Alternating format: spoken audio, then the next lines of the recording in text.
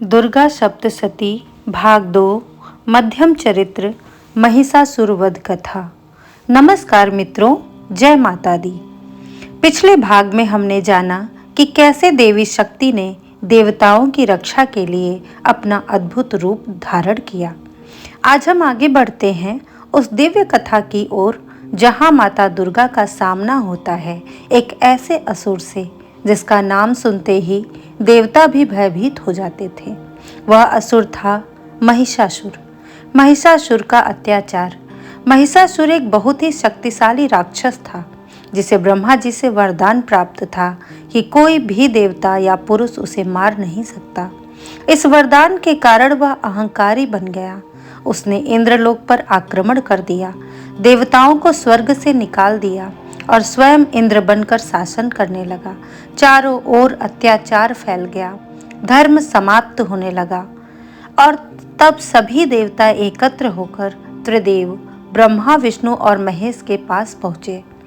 देवताओं की व्यथा सुनकर त्रिदेवों के भीतर से एक अद्भुत तेज निकला और सभी देवताओं के तेज से मिलकर एक दिव्य स्त्री रूप प्रकट हुआ। वह थी माँ दुर्गा। उनका स्वरूप अत्यंत तेजस्वी था।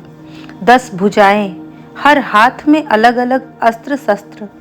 शिव जी ने त्रिशूल दिया, विष्णु जी ने चक्र, वरुण ने शंख, अग्नि ने शक्ति, इंद्र ने वज्र और हिमालय ने सिंह वाहन प्रदान किया। माँ दुर्गा जब अपने सिंह पर सवार हुई तो उनका तेज इतना प्रचंड था कि धरती कांप उठी, आकाश गूंज उठा। उनकी गर्जना सुनकर महिषासुर के सैनिक भी भयभीत हो गए, लेकिन महिषासुर अपने अहंकार में चूर युद्ध के लिए तैयार हो गया। महिषासुर ने अपनी विशाल सेना को आदेश दिया, जाओ उस स्त्री को पकड़ कर लाओ। हजारों राक्षसों ने एक साथ आक्रमण किया, लेकिन माँ दुर्गा मुस्कुराई। उन्होंने अपने शस्त्र उठाए और एक एक करके सभी राक्षसों का संहार करने लगी। उनकी तलवार बिजली की तरह चल रही थी। त्रिशूल से असुरों का अंत हो रहा था। सिंह भी गरज गरज कर दुश्मनों को चीर रहा था। कुछ ही क्षणों में पूरी सेना समाप्त हो गई। महिषासुर का युद्ध में उतरना। अपनी सेना का नाश देखकर महिषासुर क्रोधित हो गया। वह स्वयं युद्ध भूमि में उतरा और अपने असली रूप में आ गया। एक विशाल भैंसा महिष।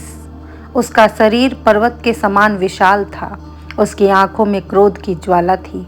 उसने धरती को अपने खुरों से रौंदना शुरू कर दिया। महिषासुर और माँ दुर्गा के बीच भयंकर युद्ध हुआ। महिषासुर कभी भैंसे का रूप ले लेता, कभी सिंह का, कभी हाथी का और कभी मनुष्य का। वह बार बार अपना रूप बदलकर देवी को भ्रमित करने की कोशिश करता, लेकिन माँ दुर्गा सब जानती थी। युद्ध बढ़ता गया और माँ का स्वरूप और भी उग्र होता गया। उनकी आंखें लाल हो गईं, उनका क्रोध बढ़ता गया। उन्होंने जोर से हंसते हुए कहा, हे दुष्ट, आज तेरे अंत का समय आ गया है। महिषासुर ने फिर भैंसे का रूप धारण किया और पूरी शक्ति से देवी पर आक्रमण किया। तभी माँ दुर्गा ने अपने त्रिशूल से उस पर प्रहार किया। महिषासुर घायल होकर गिर पड़ा। जैसे ही वह अपने असली रूप में आने लगा, माँ दुर्गा ने तुरंत तलवार से उसका सिर काट दिया। महिषासुर के मारे जाने के बाद पूरे ब्रह्मांड में शांति छा गई। देवता पुनः स्वर्ग में लौट आए और माँ दुर्गा की स्तुति करने लगे। हे माँ, आप ही शक्ति हैं, आप ही सृष्टि की रचयिता हैं, आप ही पालन करने वाली और संहार करने वाली हैं। माँ दुर्गा ने प्रसन्न होकर कहा, जब जब संसार में अधर्म बढ़ेगा तब तब मैं अवतार लेकर धर्म की रक्षा करूंगी। इस कथा का गहरा अर्थ मित्रों, यह कथा सिर्फ एक युद्ध की कहानी नहीं है। यह हमें सिखाती है कि महिषासुर हमारे भीतर का अहंकार है, देवी दुर्गा हमारी आंतरिक शक्ति है। जब हम अपने अंदर की शक्ति को पहचानते हैं तो हम हर बुराई को हरा सकते हैं।